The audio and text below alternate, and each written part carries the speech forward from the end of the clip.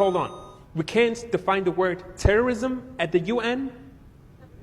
Is it to not offend the terrorists? Do we have a dictionary here? In 1992, more than 166 countries met under the UN and signed and agreed that the biggest problem the world is experiencing is overpopulation, and that they should create and formulate ways on how to depopulate the world. This is the second time we can't define a word.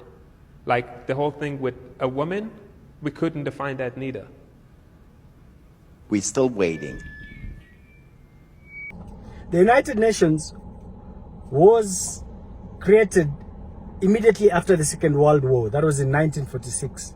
In the 13th of February 1946, the United Nations formulated a document called the United Nations Charter. In the Charter, it states clearly that its key objective is to break down the sovereignties of countries and create a one world government. That is very clear. And as I've said, I'm not here to propagate anything. This is information that is out there.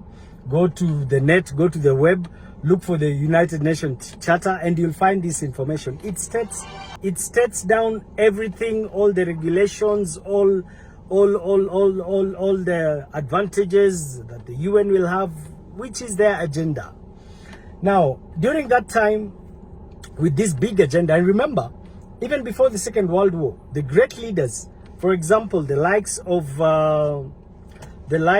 Hitler, the likes of Stalin, they all had the similar objective of controlling the whole world, but they failed because with them, they resorted to using force, which didn't work.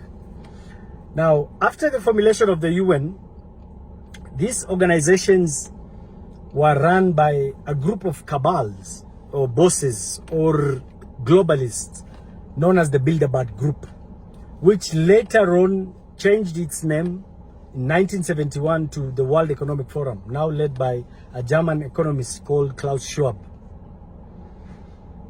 Later on, during this period, the world was experiencing what we call the Cold War. So immediately the Cold War ended in 1991, the Club of Rome started accelerating this idea of the New World Order or the one world government. Remember, it is even evident they did a book. There's a book called The First Global Revolution. If you have time, go online, look for that book, read that book. That book states clearly that the biggest enemy of the world is humanity itself.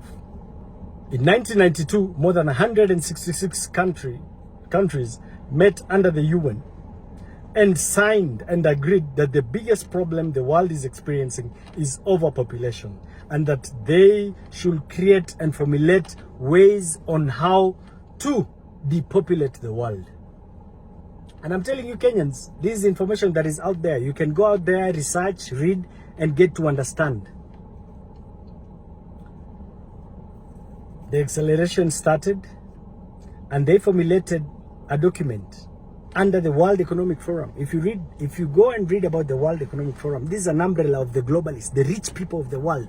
They meet in a place called Davos every year in Switzerland, and they decide the way forward. You know, this year we'll invest in this, we'll put these laws, we'll put this, formulate these policies in these countries and so forth, create this and create that, destabilize this and stabilize that.